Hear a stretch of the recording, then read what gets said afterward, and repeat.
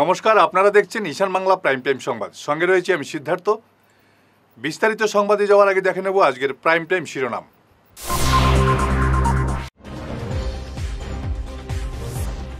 কতজন বাংলাদেশি উচ্ছেদ হয়েছে জানাক সরকার। শিলচরে এসে চ্যালেঞ্জ গৌরব গগৈ।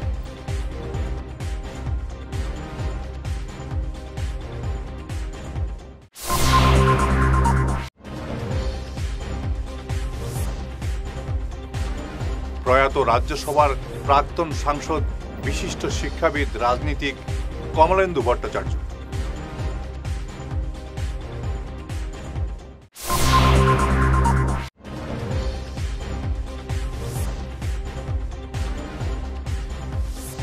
শিলচরে শ্রদ্ধার সঙ্গে পালিত কার্গিল বিজয় দিবস।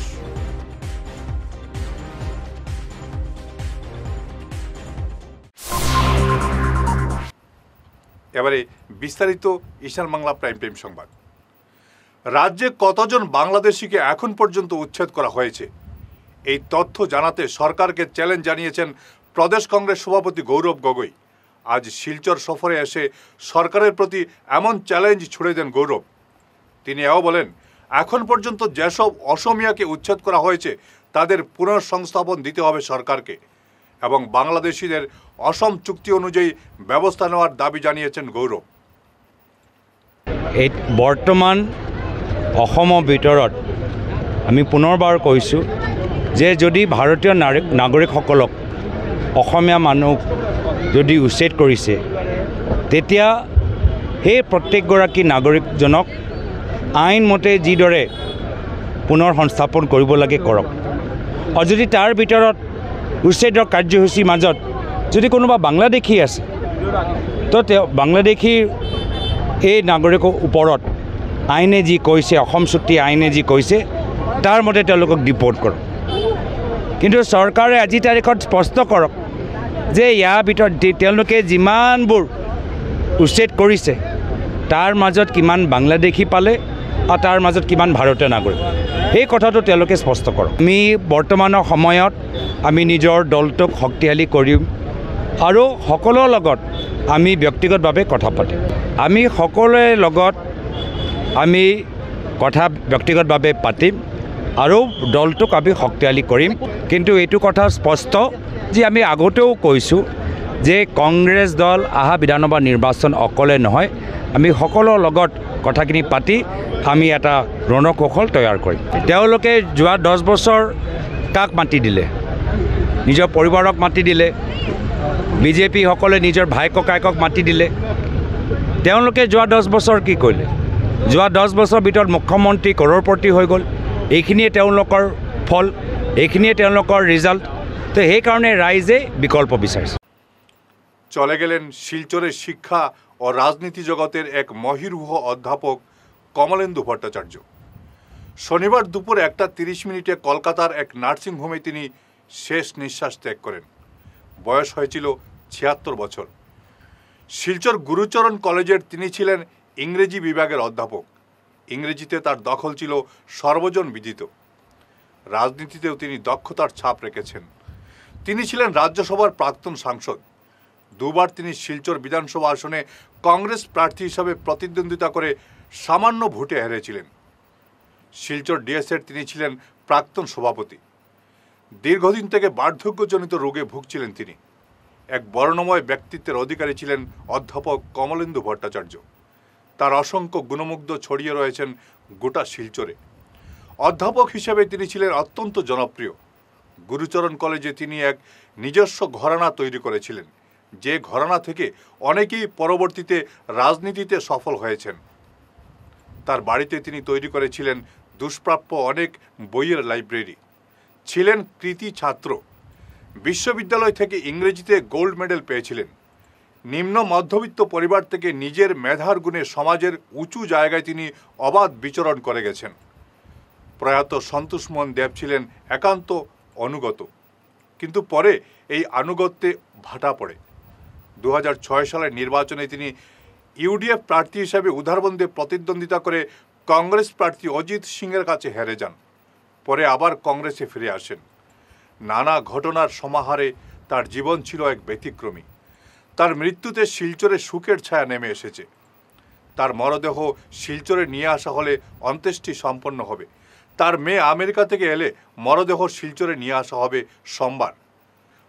অসম প্রদেশ কংগ্রেসের প্রাক্তন সহসভাপতি পার্থরঞ্জন চক্রবর্তী, শিলচর জেলা কংগ্রেস সভাপতি সজল আচার্য, প্রদেশ কংগ্রেস সম্পাদক অভিজিৎ পাল সহ অনেকে তার মৃত্যুতে গভীর শোক প্রকাশ করেছেন। গোটা দেশের সঙ্গে আজ শিলচরে পালিত হল ২৬তম কার্গিল বিজয় দিবস। শ্রদ্ধাঞ্জলি জানানো হলো বীর শহীদ জওয়ানদের।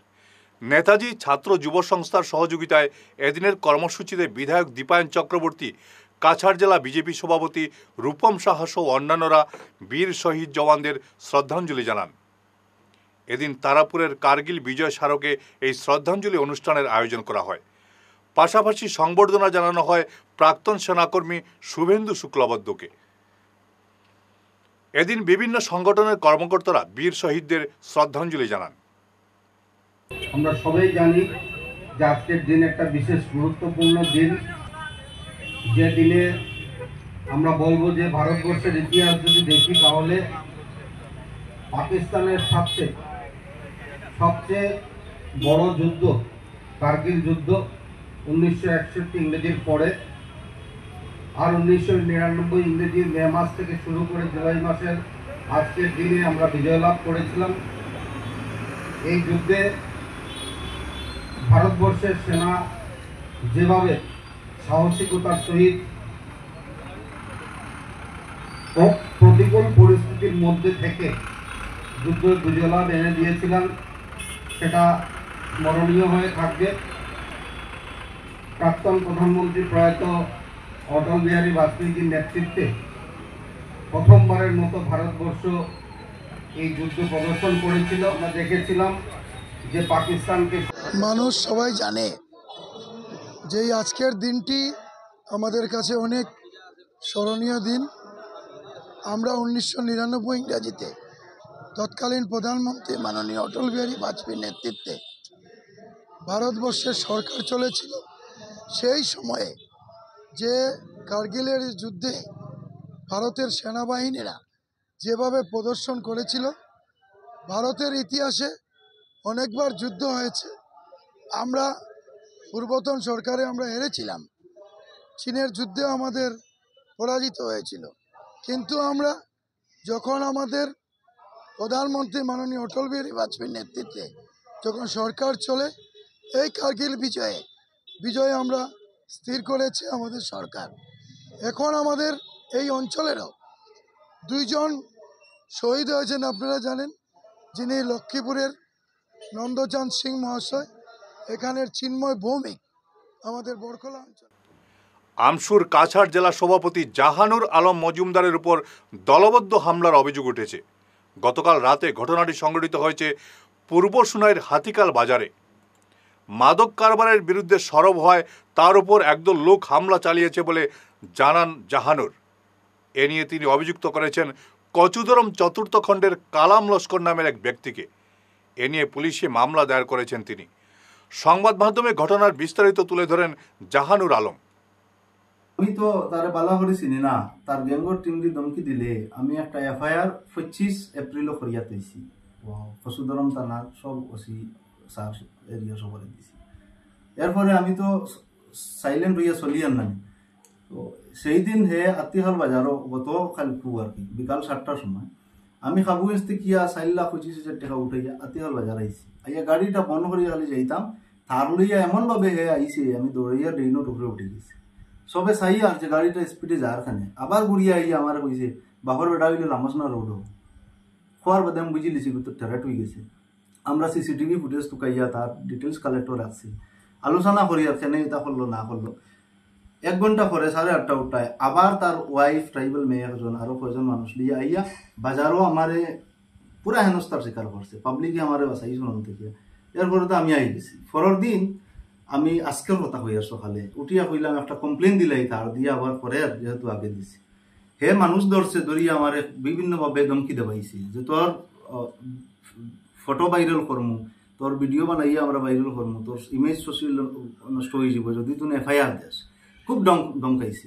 এরপরে আমি কই যে আমার এলা কিছু নাই, যদি হয় তো এটা এডিটিং হইব। হইয়া আমি আমার গিয়া কমপ্লেন দিছি, বিচারি ধরছে, আমি বিচারিরে কইছি কমপ্লেন হয়েছে, আবার 14 দিন টাইম থাকে তো পুলিশর, এর ভিতরে বিচারের সমাধান হইলে হইব। কমপ্লেনটা দিয়া খালি আতিকাল বাজারখানো আমি আইছি, আই আমার নেনার লগে তুলে জিনিস লইয়া, সবজি সবজি কোথাও কিছু লইয়া, গরুর জিনিস লইয়া 9:30 বাজে অনুমানিক বিকাল। আচানক 9:30টার সময় দেখি হই যে খালকুকাল আমার বউ আর আরো 2-3 বেঠি সূর্যমণির মা জ্বর খান্তিগ্রাম আইয়া আমার এমনভাবে হেনস্থার স্বীকার করছেন, হই তুমি কমপ্লেন দিলে ওটা দিলে এখানে। আমি বেটিনটোর লাগে লাগতাম না করিয়া আমি নজরুল ডাক্তার সাহেবের ফার্মেসিতে আমি গেছি। যে সময় ফার্মেসিটারে ফুল করে দিয়েছেন, উত্তপ্ত পরিস্থিতি ওর বেটায় হয়েছেন আমার ফার্মেসি ভাঙ্গি দিবা, ও পরিস্থিতি আমার বার করে দিলেই। তখন স্থানীয় মানুষে আমার ওখান থেকে আগলি আগলি আগলি আগলি নিয়ে মসজিদও হারাইয়া যান বাঁচাইছেন। মসজিদও হারানির পরে তার কিতা হয়েছে আমি তো জানি না, আমি গিয়া বন্ধে দি বার হইয়া বাগিয়ে আমার বাড়ি পর্যন্ত আইয়া পৌঁছেছি। এরপরে খবর পাইছি বাজারও শামসুল ভাই সিএসপির দোকানের সামনে আমার কার বন্ধ আসলো, কার্ডে বাড়িয়া তারা ভাঙ্গি দিয়েছেন, আই উইটনেস সাক্ষী সব আমার কাছে আছে, ভাঙ্গিয়া গুড়া গুড়া করিয়া কার তৈছন। কারো আমার জিনিসপত্র কিছু আসলো, কিছু আমি পাইছি, যেমন আমার নেনার জিনিসপত্র। কাঠিগোড়ায় ফের জমি কেলেঙ্কারির অভিযোগ। ভূমাফিয়া চক্রের সঙ্গে জড়িত থাকার অভিযোগ উঠেছে গুমরার খালেদ আহমেদ বরবুইয়ার বিরুদ্ধে। বিভাগীয় কর্তার সিল স্বাক্ষর জালিয়াতি করার অভিযোগ করে পুলিশে মামলা দায়ের করেছেন sub registrar Jasim Uddin Ahmed. Seal স্বাক্ষর জালিয়াতি করে কয়েক লক্ষ টাকার জমি রেজিস্ট্রেশন হয়েছে বলে বিস্ফোরক তথ্য সামনে এসেছে। একটি বৃহৎ ভূমাফিয়া চক্র এমন কেলেঙ্কারির পেছনে কাজ করছে বলে অনুমান করা হচ্ছে। এর শেকড় প্রশাসনের বিভিন্ন স্তরে লুকিয়ে থাকার সন্দেহ করা হচ্ছে। বহুদিন ধৰি পেলাই অফিসত ধৰক কিছুমান বাহিৰা মানুহে ফেক ডকুমেণ্টছ বনাই আছে। বস্তুটো মোৰ নটিছত আহিলে, যেতিয়া নন ইনকামলেছ চাৰ্টিফিকেটৰ কাৰণে এপ্লাই পাৰ্টিয়ে কৰিছিলে, তাতে ভেৰিফাই কৰি পালোঁ 2খনমান ফেক দলিল মই পাইছোঁ। তাতে চিৰিয়েল নাম্বাৰ ভেৰিফাই কৰিছোঁ, আমাৰ অফিচত ৰেজিষ্টাৰ হোৱা নাই। চ' ডকুমেণ্টছ ফৰ্জ, তাৰপিছত ছিগনেচাৰ ডুপ্লিকেট, চিলবিলাক ডুপ্লিকেট। এতিয়া মই চালোঁ কৰিছে কোনে। সেইটোৰ কাৰণে মই আৰু পুৰণা কিছুমান ৰেকৰ্ড উলিয়াই পেলাই চালোঁ, যিবিলাকৰ লগত অফিচৰ একো মিল নাই। চিৰিয়েল নাম্বাৰ মই এণ্ট্ৰি কৰি চাইছোঁ, অফিচৰ ৰেকৰ্ডৰ লগত মিল নাই। লগত এখন মই মিউটেশ্যন চাৰ্টিফিকেট পাইছোঁ, তাত চাৰ্কুল অফিচাৰৰ চহীও জালি কৰিছোঁ। মোৰ চহী জালি হৈছে, চাৰ্কুল অফিচাৰৰ চহীও জালি হৈছে। এনেকৈ চাগে আমি নজনাকৈ কিমান ৰেকৰ্ড অফিচলৈ নহাকৈ কিমান ৰেকৰ্ডত চাগে পাৰ্টীয়ে 2 নম্বৰী কৰিবলৈ পাব্লিকক দিছে। সেইটো কাৰণে মানে কাটিগড়াৰ জনসাধাৰণৰ কাৰণে তাত বৃহৎ ক্ষতি হ'ব। সেইটো চৰকাৰী অফিচ আৰু পাব্লিকৰ মাজত যিটো বিশ্বাস থাকে, বিশ্বাসটো ভংগ হ'ব। সেইটো কাৰণে মই ভাবিছোঁ এইটো কালপিট কোনে এইবিলাক কাম কৰি আছে 2 নম্বৰী কৰি, শীঘ্ৰে এটা তদন্ত হ'ব লাগে আৰু পাৰ্টিক কালপিটক সোনকালে ধৰা পেলাই উচিত শাস্তি দিয়াৰ বাবে মই আজি এটা থানাত এফআইআৰ দিছোঁ। গতিকে ইয়াৰ সহযোগিতা মই কাটিগড়াৰ সমূহ বাসিন্দাৰ পৰা মই সহযোগিতা কামনা কৰিছোঁ। আপোনালোকে যদি মোৰ অফিচ নহাকৈ যদি কোনোবাই কৈছে যে সাব ৰেজিষ্ট্ৰাৰ অফিচ নহাকৈ যদি আপোনালোকৰ দলিল হৈ যাব, চাৰ্কুল অফিচ নহাকৈ যদি আপোনালোকৰ কাম কৰি দিব পাৰিব, আপোনালোকে ধৰি লওক 2 নম্বৰী কৰিছে, ডাইৰেক্ট আমাৰ অফিচ আহিব, নহ'লে পুলিচত কমপ্লেইন দিব। তেনেকুৱা মানুহৰ এগেইনষ্টত কিন্তু তেওঁলোকৰ বেংকৰ পৰা বিচাৰিছোঁ যে আপোনালোকে বাইচান্স যদি আমাৰ অফিচৰ নাম থকা দলিল লৈ যদি আপোনালোকে লোন চেংচন কৰে, তেতিয়াহ'লে ইনটিমেশ্যন আমাক দিব লাগিব। ফিরে আসছি ছোট্ট বিরতির পর, সঙ্গে থাকুন। তীর্থ ভ্রমণ ভারত দর্শন শ্রীভূমি আগামী 9-10-2025 ইংরেজি 15 দিনের ভ্রমণ অমৃতসর শরণ মন্দির, বৈষ্ণব দেবী, গুলমার্গ, সোনমার্গ, শ্রীনগর ইত্যাদি। থাকা ও খাওয়ার বিশেষ সুবিধা রয়েছে। ট্রেনে খাওয়ার ব্যবস্থা নিজেদের দায়িত্বে। প্রযত্নে পরিচালক মিলন দাস, শ্রীভূমি। যোগাযোগ নম্বর 9435275057 এবং শিলচরের জন্য যোগাযোগ করুন রাকেশ মিত্র। যোগাযোগ নম্বর 9864212447। সোনার সংসার জুয়েলার্স, সোনা মানেই সোনার সংসার। আমাদের এখানে রয়েছে চূড়, বালা, ব্যাঙ্গল, মান্তাসা, চেইন, রিং, চুড়ি। 50,000 টাকার সোনার গহনা কেনাকাটা করলে রয়েছে একটি নিশ্চিত উপহার। 5 লক্ষ টাকার ওপরে কেনাকাটা করলে একটি ডায়মন্ড রিং উপহার হিসেবে পাওয়া যাবে, উইথ 50% মেকিং অফ, অর্থাৎ মজুরি 50% ছাড় রয়েছে। ইএমআই সিস্টেমে সোনা পাওয়া যাবে। মাসিক কিস্তিতে সোনা কিনতে পাওয়া যাবে। 12 মাসের কিস্তি জমা দিলে 13 মাসের কিস্তি সম্পূর্ণ বিনামূল্যে। পুরনো সোনার বদলে নতুন সোনার গহনা পাওয়া যাবে। এছাড়াও আমাদের মধ্যে রয়েছে ডায়মন্ড রিং, গলার হার, মঙ্গলসূত্র। ন্যূনতম 50,000 টাকার বিয়ের সেট পাওয়া যায়। সব ধরনের আধুনিক গহনা পাওয়া যায়। তাই আর দেরি না করে চলে আসুন আমাদের সোনা সংসার জুয়েলার্স শোরুমে। আমাদের ঠিকানা NN দত্ত রোড, শিলচর 1। যোগাযোগের জন্য ল্যান্ডলাইন নাম্বার 038422600081, আমাদের মোবাইল নম্বর 9395163088 অথবা 9395178117। বিরতির পর আবারও আপনাদের স্বাগত জানাচ্ছি ঈশান বাংলা প্রাইম টাইম সংবাদে। কাটিগড়ায় বিজেপির তৃণমূল স্তরের এক পাতি নেতার কুকীর্তি ফাঁস। প্রাক্তন জিপি সদস্য তথা বিজেপির শক্তি কেন্দ্র ইনচার্জ জিয়াউর রহমান তালুকদার, যিনি এলাকার বর্গামোল্লা নামে পরিচিত, শুক্রবার মধ্যরাতে এক বিবাহিতা মহিলার ঘরে অনৈতিক কাজে লিপ্ত থাকার অভিযোগে স্থানীয়রা তাকে হাতে নাতে আটক করে পুলিশে সমঝে দেন। গত পঞ্চায়েত নির্বাচনে তিনি ভাতৃবধূকে প্রার্থী করে জয়ী করান এবং সভাপতি নির্বাচনে প্রভাব বিস্তারে টাকা বিলি করার অভিযোগ রয়েছে তার বিরুদ্ধে। এদিকে বিজেপি কাটিগড়া মণ্ডলের সাধারণ সম্পাদক ভৃগুলাল দাস জানান, জিয়াউরকে পরিকল্পিতভাবে ফাঁসানো হয়েছে। অন্যদিকে জিয়াউর রহমান তালুকদার এই ঘটনাকে রাজনৈতিক ষড়যন্ত্র আখ্যা দিয়েছেন। গত রাত্রে আমার লগে যে ঘটনাটি হয়েছে এটা রাজনৈতিক ষড়যন্ত্র এবং উদ্দেশ্যমূলক। আমার বিরুদ্ধে আমাকে করেছে। বাবলু নামে একটি ছেলেকে দিয়ে আমাকে বাজার থেকে নিয়ে একটি বিচার সভা বসা নির্দেশ। অনুমান 9টা নাগাদ তার ঘরে না নিয়ে তার পাশের একটা ভদ্র মহিলার পাশের রুমে বিচার সভা বসেছি। অন্য একটা মানুষের অপেক্ষাকৃত একটা টাকার লেনদেন আসার জন্য, মানুষটি আসার জন্য অনুমান 9টা থেকে রাত্রে 12টা পর্যন্ত আমাকে বসাইয়েছিল বাবলু নামের ছেলেটি।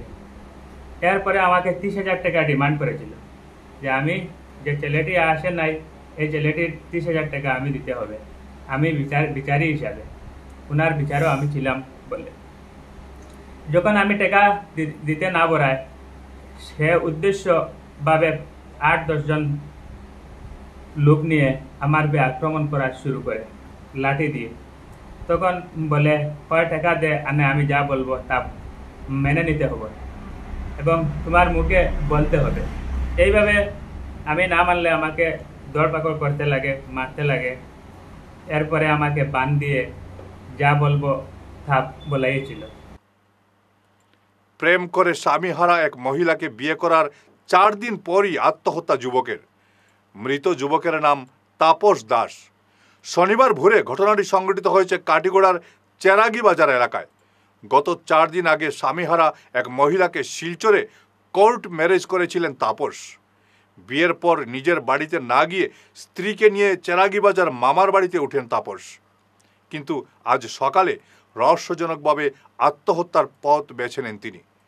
জানা গেছে ওই মহিলার আগের স্বামীও একইভাবে আত্মহত্যা করেছিলেন। ঘটনাকে কেন্দ্র করে এলাকায় চাঞ্চল্য দেখা দিয়েছে। তার লাগে আমার কোনো ঝগড়া হয়েছে। কালকে রাত্রে তান বাই ঘুমাইস না, তান কিনার আমার নিচে লইয়া আইসুন, ওখান নিচে ঘুমাইব।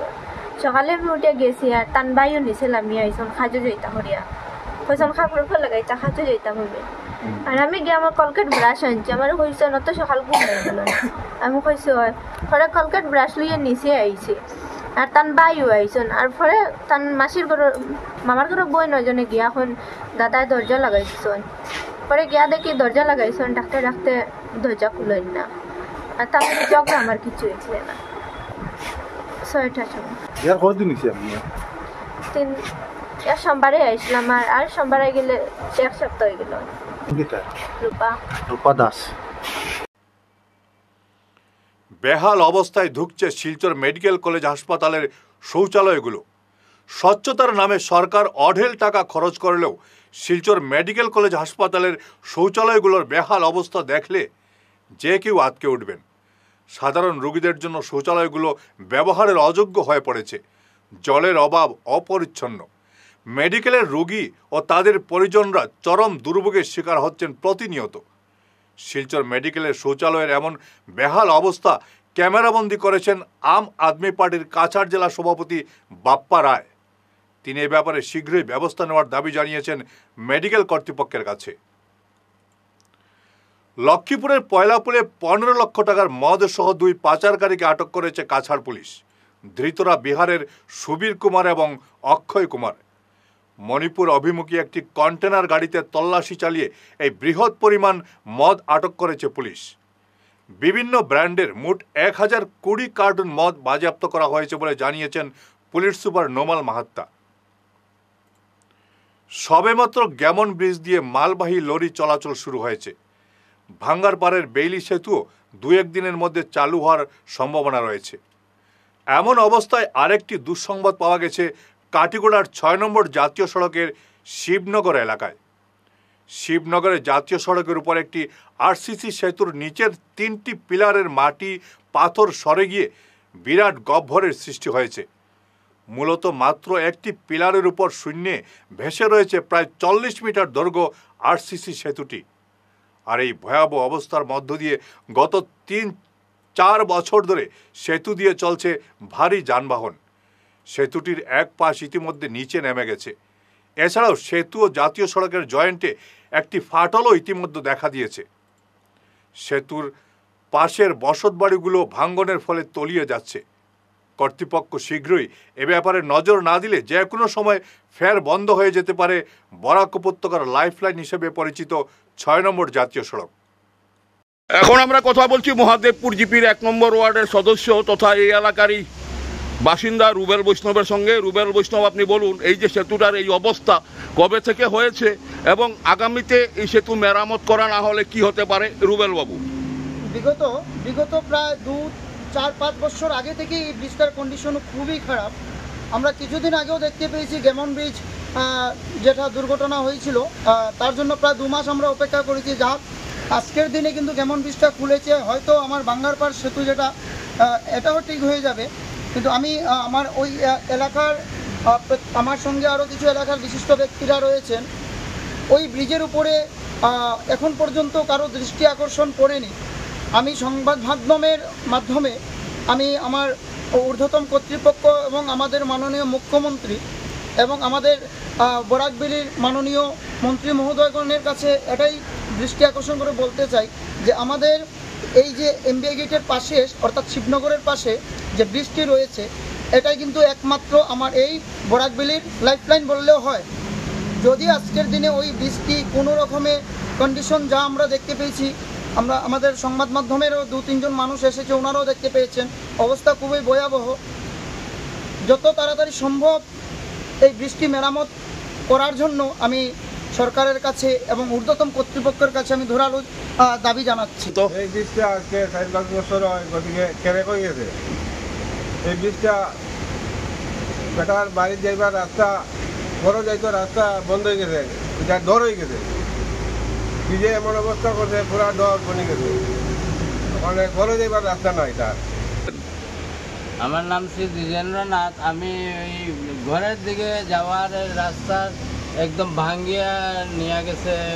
বর্ষার সময় বৃষ্টির লগে লগে ভাঙ্গে বৃষ্টির লগে লগে ভাঙ্গে, ঘরে যাইতে পারে না, এইরকম অবস্থা। একদম ব্রিজের নিচ পুরা মাটি নিয়ে গেছে জলে, একদম ডর হয়ে গেছে।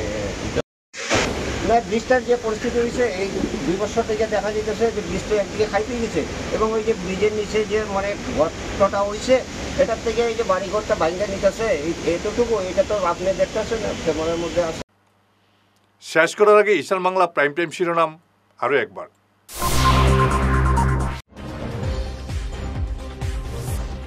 কতজন বাংলাদেশি উচ্ছেদ হয়েছে জানাক সরকার। শিলচরে এসে চ্যালেঞ্জ গৌরব গগৈ।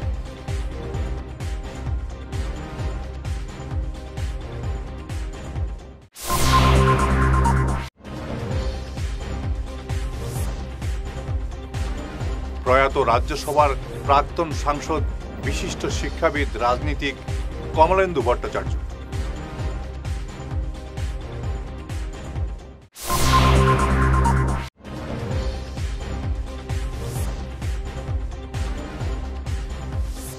শিলচরে শ্রদ্ধার সঙ্গে পালিত কার্গিল বিজয় দিবস।